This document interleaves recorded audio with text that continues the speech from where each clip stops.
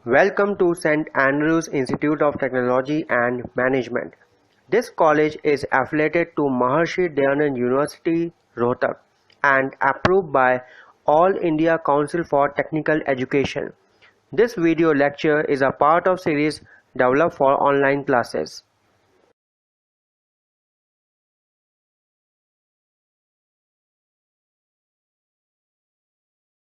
Hello everyone, my name is Ashish Tripathi and I am working as an assistant professor at St. Andrews Institute of Technology and Management since 2015. My areas of interest are data analysis and data visualization, which are recommended to be a data scientist.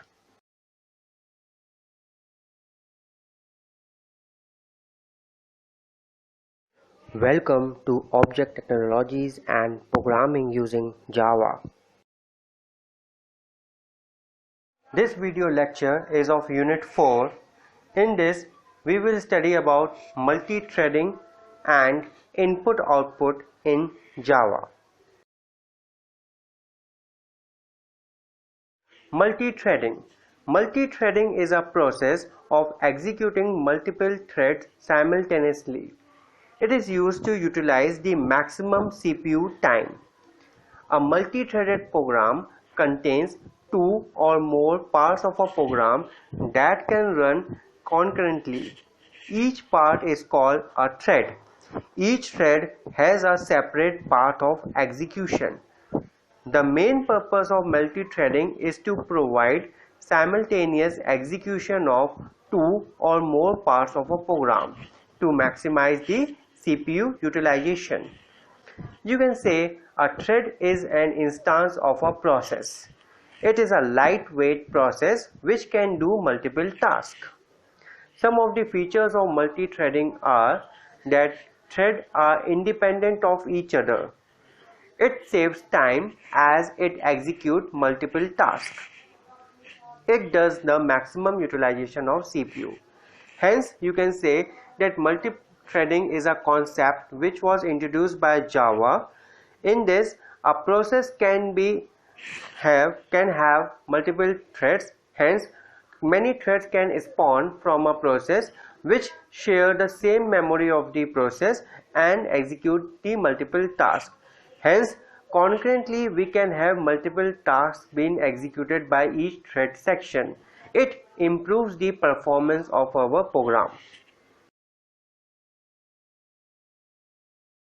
Life cycle of a thread. Life cycle is the time span from the birth of a thread till its death. During this, it exists in several states. It is created by using new thread statement. It starts its execution by the start method. Then it can be blocked by entering the sleep or wait blocks. In this picture you can see that when we execute the new thread statement, then the thread enters the new state. From this state, after calling the start method, it enters the runnable state. When the run method is being called, then it enters the running state from the runnable state. When the thread is being running, then it can enter the waiting state by calling the sleep or the wait functions. It can be done when the thread is waiting for some resource like input, output, etc. After execution, the thread enters the dead state. A thread exists in several states. A thread can be running. It can be ready to run as soon as it gets the CPU time. A running thread can be suspended, which temporarily suspends its activity. A suspended thread can then be resumed, allowing it to pick up from where it left off. A thread can be blocked when waiting for a resource. At any time, a thread can be terminated, which halts its execution immediately. Once terminated, a thread cannot be resumed. So this is the life cycle of a thread in Java. Here is a brief discussion about all the state of the thread. The first is the new state. A new thread begins its life cycle in the new state. It remains in this state until the program starts the thread. It is also referred to as the born thread. The next is the runnable state. After a newly born thread is started, the thread becomes runnable. A thread in this state is considered to be executing its task. Hence, a runnable thread is that thread which is executing the task. Next state is waiting state. Sometimes a thread transitions to the waiting state while the thread waits for another thread to perform a task. A thread transitions back to the runnable state only when other thread signals the waiting thread to continue executing. Timed waiting. A runnable thread can enter the timed waiting state for a specific interval of time. A thread in this state transitions back to the runnable state when that time interval expires or when the event it is waiting for occurs. Next state is terminated state. A runnable thread enters the terminated state when it completes its task or otherwise it is terminated by other thread. Here is an example to showcase the thread. We have created a class runnable demo which implements the interface runnable. Inside the class, we have created a reference to the thread class, that is T. We have also created the reference to the string class, that is thread name. Inside the constructor of the runnable demo, we have an argument which is called the name, which has been assigned to the thread name instance variable, and then a message is being printed. We have a function called run which overrides the thread function run. In this, we have a try block in which there is a loop which executes from 4 till 0, and it will be printing the name of the thread. Also, it will make the thread to sleep for about 50 milliseconds. Since the sleep function has an exception, that is why this block is under the try block, where we have a catch exception, that is the interrupted exception. Next we have a start function. In the start function we have a message that is starting the thread name. Then if the reference is not null, then we are just calling the start function. Next we have created a class called testThread. Inside the main function we have created an object of the runnable demo class. After creating the object, the constructor will be executed and the thread 1 will be the name of the thread. Then we have called r1.start function which will start the thread execution, and it will automatically call the thread start function which will call the run function automatically. Again we have created another instance, that is r2, and we have passed the values thread to it. In this way we are creating two threads, and the main thread is also being created by the compiler. So there are basically three threads which are executing concurrently. The main thread. Whenever a Java program starts, one thread starts running immediately, even if we don't create any thread. This thread is called the main thread because it is the thread that executes when we start our program. The main thread is created automatically when a Java program starts. The main thread spawns, that is load and execute the thread other threads. The main thread is treated as the parent thread and the rest of the threads are known as the child threads. Also note that the main is the first as well as the last thread to execute. When the main thread finishes the execution, the program terminates immediately. We can control the thread execution by creating a reference of the thread by using the current thread method.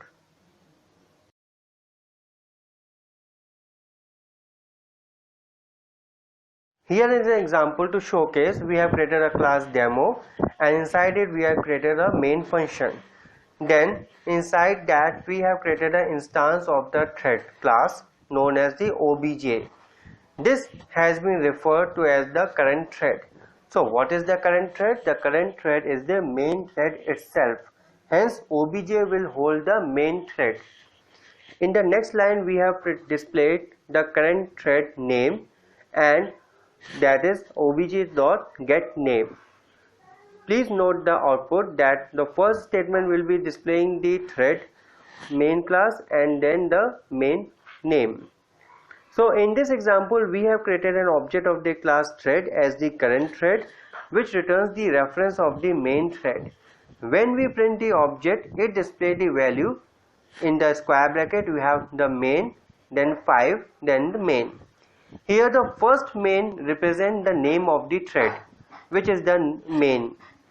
The second value 5 represents the priority of the main thread, that is 5. The main thread priority is 5, and basically thread priority stands from 0 to 10.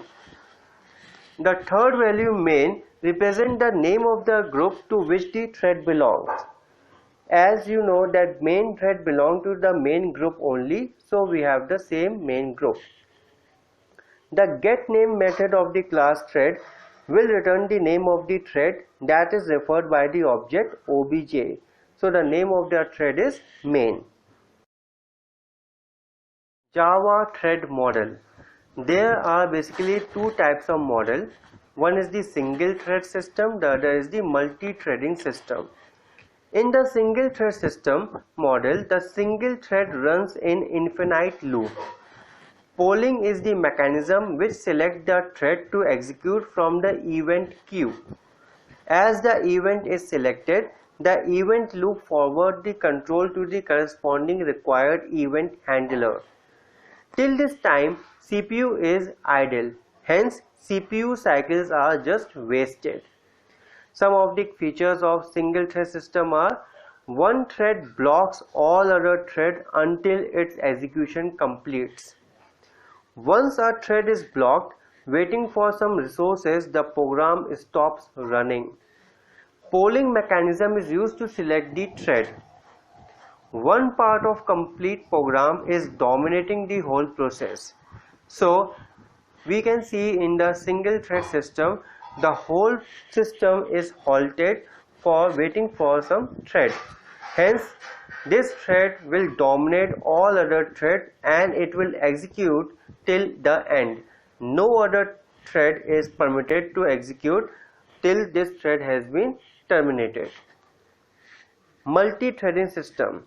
In this, one thread can pause without stopping the other part of the program. Here, the polling mechanism is not used for thread selection. In fact, inter-thread communication is used for selection of the thread. Some of the features of multi-threading system are: when one thread is blocked, then other threads can execute. A blocked thread can be resumed after it gains the resource, like input-output. Here the main polling mechanism is eliminated. Inter-thread communication helps in controlling the thread execution. Thread priorities.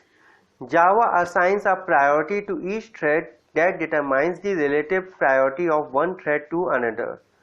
Thread priority is used to decide when to switch from one running thread to the next. This is called context switching.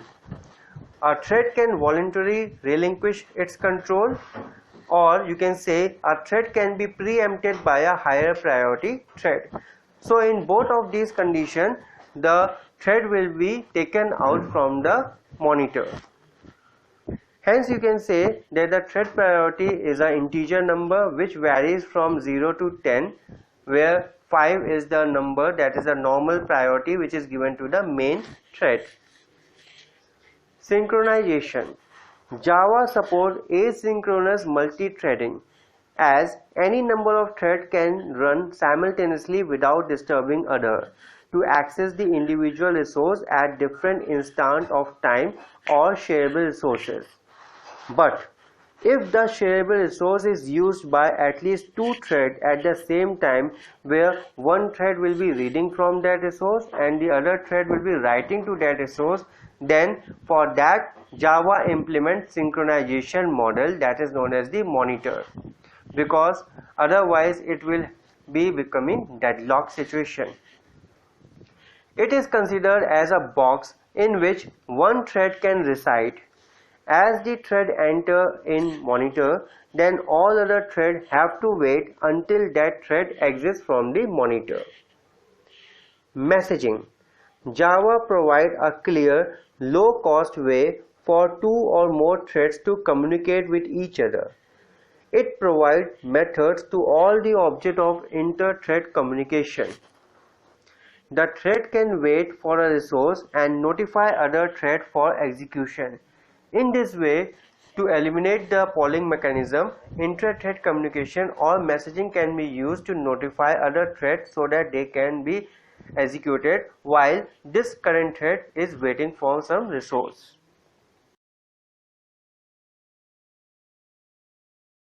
Thread methods. Following is the list of the important methods which are available in the thread class. The first is the start method. It starts the thread in a separate part of execution, then invoke the run method on this thread object. Second is the run method. If this thread object was instantiated using a separate runnable target, the run method is invoked on that runnable object. Next is the set name method. This method is used to change the name of the thread object. There is also a get name method which is used for retrieving the name of the thread. Next method is set priority, in which an integer number is used which sets the priority of the thread object. The possible values are between the 1 and 10.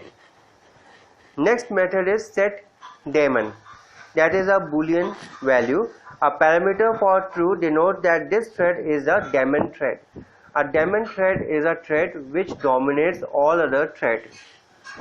Next method is join.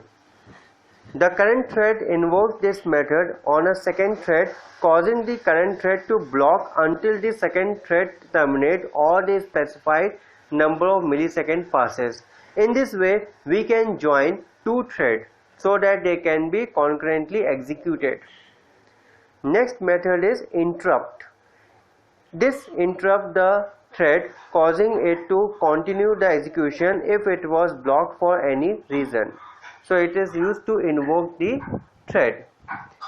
The last method is alive. It returns true if the thread is alive, that is, it is executing, which is any time after the thread has been started, but before it runs to completion.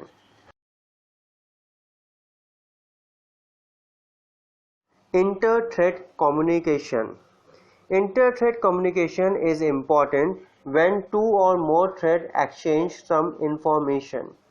There are three simple methods and a little trick which makes in-thread communication possible. All the three methods are listed below. The first method is wait, which causes the current thread to wait until another thread invokes the notify method. The second method is notify, which wakes up the single thread that is waiting on this object monitor. The third function is notify all. It wakes up all the threads that has called the wait function on the same object. These methods have been implemented as final methods in the object, so they are available in all the classes. As you know that object is the superclass of all the classes. All three methods can be called only from within a synchronized context. Inter-thread communication can be defined as the exchange of messages between two or more threads. As threads execute on the same machine and they share the process data space, inter-thread communication is performed using common data variables.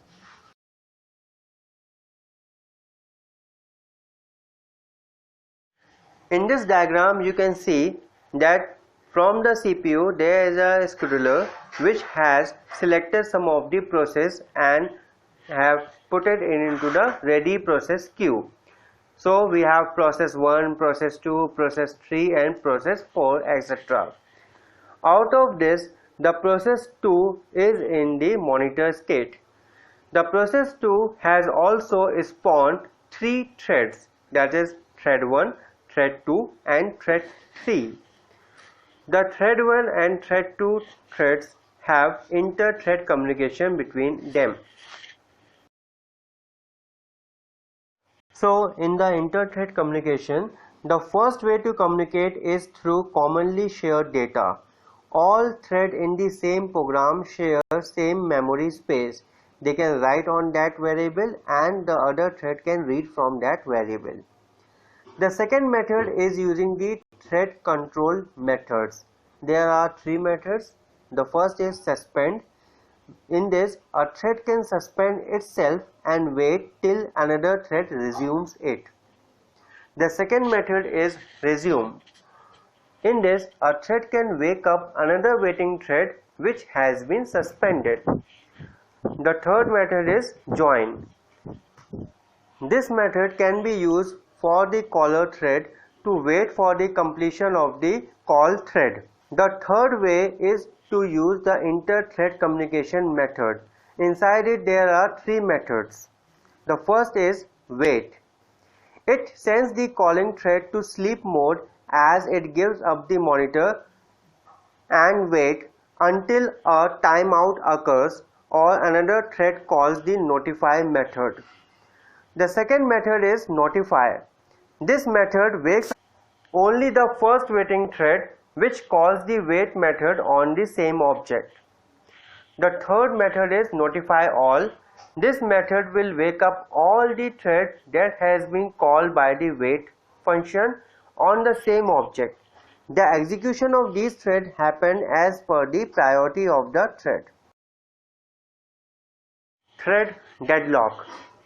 Deadlock describes a situation where 2 or more threads are blocked forever, waiting for each other.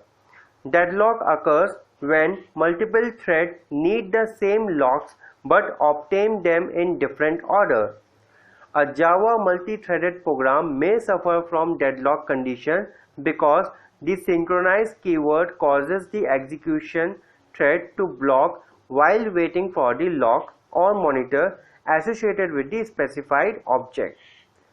So there are basically 3 functions known as the suspend, stop and resume, which can be used to avoid the deadlock situation. In the suspend method, the thread is suspended in a state and can be resumed using the resume method. The second is the stop function, which stops the currently executing thread. The third is the resume function, which can resume a thread which was previously suspended by the suspend function.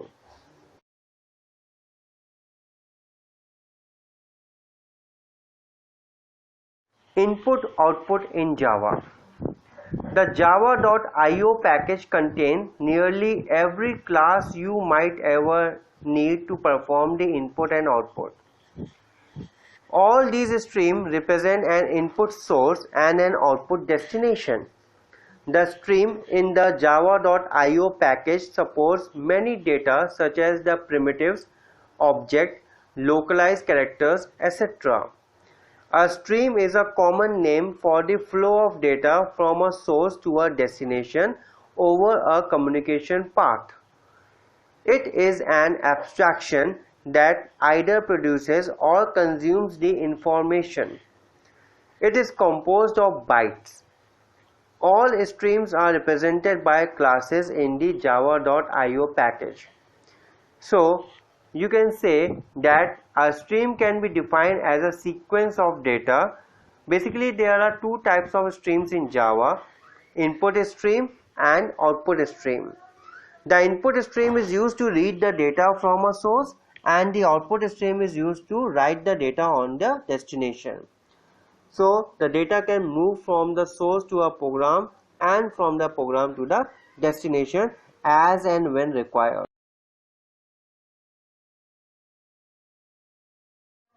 Standard streams. All the programming languages provide support for standard input-output, where the user's program can take input from a keyboard and then produce an output on the computer screen. If you are aware about the C or C++ programming languages, then you must be aware of the three standard devices, that is stdin, stdout and stderr. Similarly, Java provides the following three standard streams. The first is standard input. This is used to feed the data to the user program, and usually a keyboard is used as the standard input stream object, which is represented by system.in. Here, system is a class and in is a field in the system class. Standard output. This is used to output the data produced by the user program, and usually a computer screen is used for standard output stream, which is represented by system.out.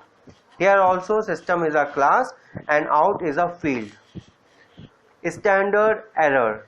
This is used to output the error data produced by the user program, and usually a computer screen is used for standard error stream, which is represented by system.err.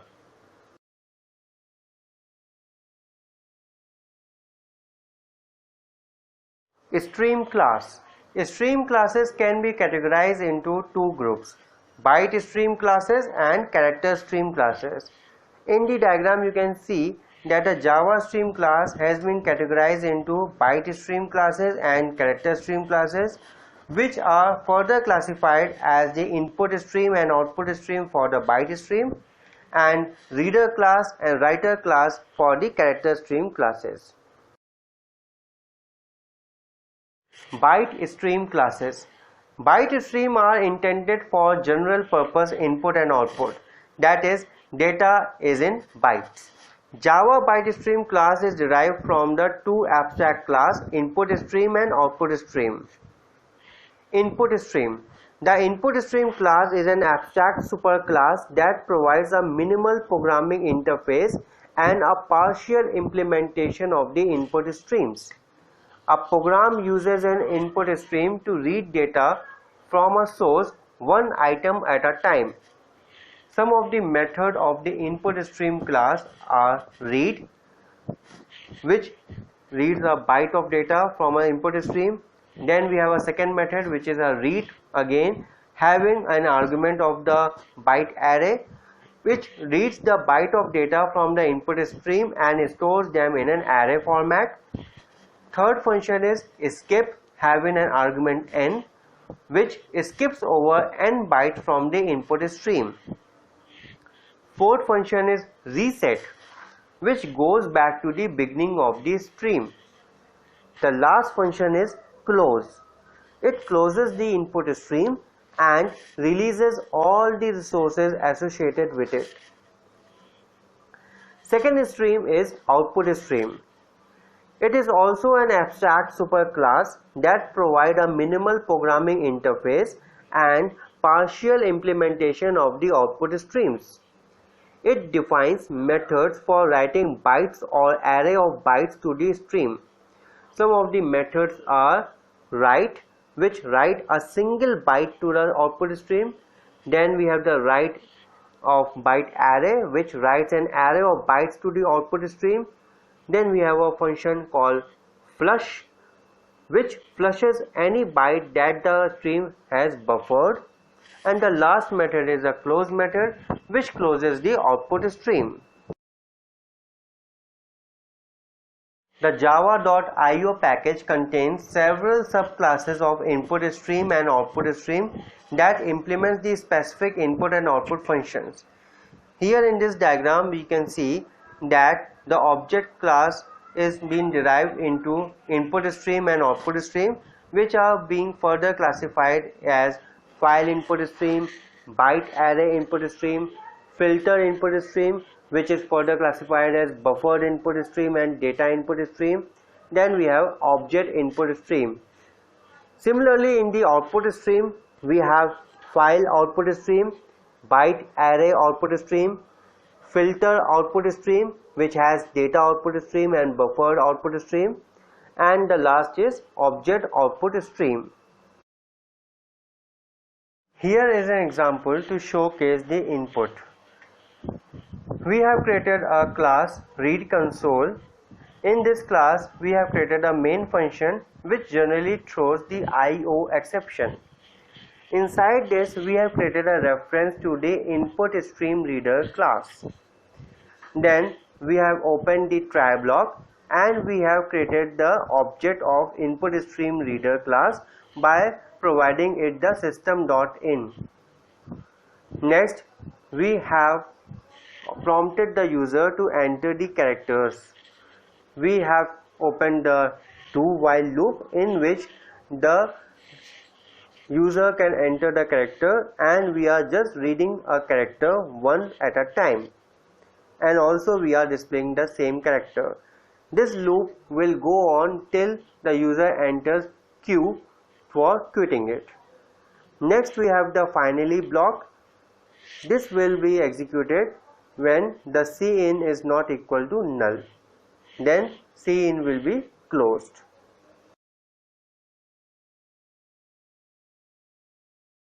Character stream classes. Character stream classes are intended exclusively for character data. They are often implemented for reading and writing stream of characters from the text files. The two types of character stream classes are reader stream and the writer stream. In the reader stream class, we have several classes like char array reader, buffer reader, input stream reader, string reader, and filter reader. Inside the filter reader, we have three classes like line number reader, file reader, and pushback reader. Similarly, in the writer class, we have char array writer, buffered writer, output stream writer, string writer, filter writer. Inside the filter writer, we have the file writer class. File class in Java. Java file class represents the files and the directory path name in the abstract manner.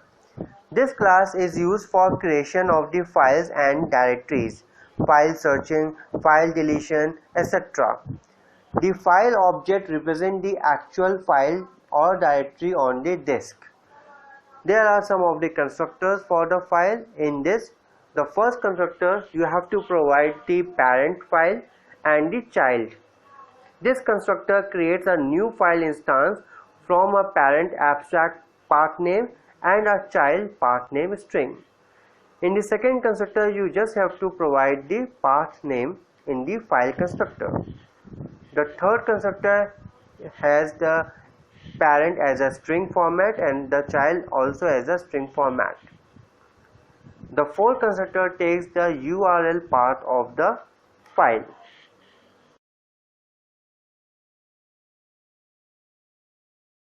Reading and writing the files. The two important streams are file input stream and file output stream. In the file input stream, this stream is used for reading the data from the files.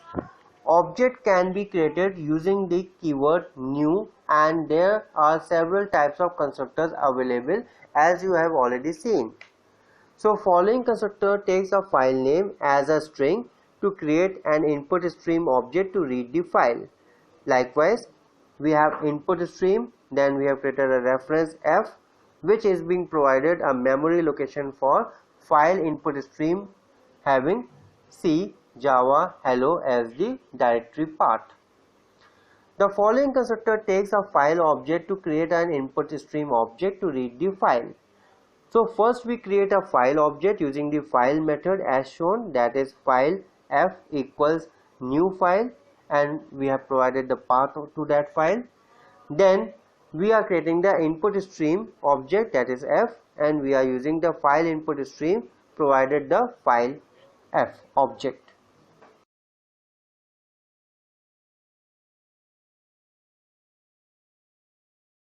Here are some of the methods declared in the file input stream. we have the close method, which is used to close the file input stream and releases any system resources. We have the finalize method, which is called when all the task has been completed and we are after the just before the garbage collection. We have the read method, which reads the single byte of data from the input stream. It always returns an integer. We have a read function, which takes the byte array as the input from the stream and return the integer value of it. File output stream. File output stream is used to create a file and write data into it. The stream would create a file if it doesn't already exist before opening it for output. Here are two constructors which can be used to create the file output stream object. The following constructor takes a file name as the string to create an input stream object to write the file. So we are creating an output stream object f, which is taking the new as the file of output stream and the path. In the next, we are creating a file object and then passing this file object into the file output stream. So once we have created the output stream object in hand, then there is a list of helper method which can be used to write the stream or to do some other operation on the stream. So here are some of the methods. The first is a close method, which closes the file output stream and releases all the system resources associated with the file. The second method is a finalize method, which cleans up the connection to the file and ensure that the close method of this file output stream is called when there are no more references to this stream. It throws the IO exception. The next method is a write method, which takes a single integer and write it into the file. The fourth method is again a write method, which takes a byte array of the data and write that data into the file.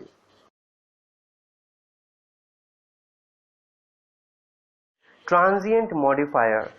The transient keyword may be used as a property modifier in Java and is directly related with the serialization. In short, the properties declared as the transient are not serialized by the default serialization mechanism. Transient keyword is used along with the instance variable to exclude them from the serialization process. The transient access modifier is used at the time of object serialization in order not to serialize the instance variable value. So in the following code snippet, the content of the variable no persist would not be saved in the memory. The content of the variable number would be saved. So in the class sample serialize, we have taken an integer no persist as the transient, and also there is an integer called number. So whenever we create the object of this class, then the number variable will be saved in the memory, but the transient no persist variable won't be saved into the memory. This is the case for the transient. Volatile modifier. The volatile modifier is used to let the JVM know that a thread accessing the variable must always merge its own private copy to the variable with the master copy in the memory. Accessing a volatile variable synchronizes all the cached copies of the variable in the main memory. Volatile can only be applied to instance variables which are of type object or private. A volatile object reference can be null also. So in this example, you can see that we have created a class myRunnable which implements the runnable interface. Inside it, we have taken a volatile member that is active, which is a boolean type. Next, we are creating the run method. In this, we have declared the active as a true, and we have make a finite loop in which we have passed the value of the active. Then we are having some code for that. In the stop method, we are making active value as the false. So what is happening here? As usually the run is called in one thread, the one you start using the runnable, and stop is called from the another thread. So if in line 1 the cache value of the active is used, the loop may not stop when you set the active to false in the line 2. That is why we have used volatile. So volatile method or volatile variable is used when this variable is being shared among the several objects, and in this there is only a single copy which exists in the memory. So all the objects have to refer this single copy. It is just like the static one.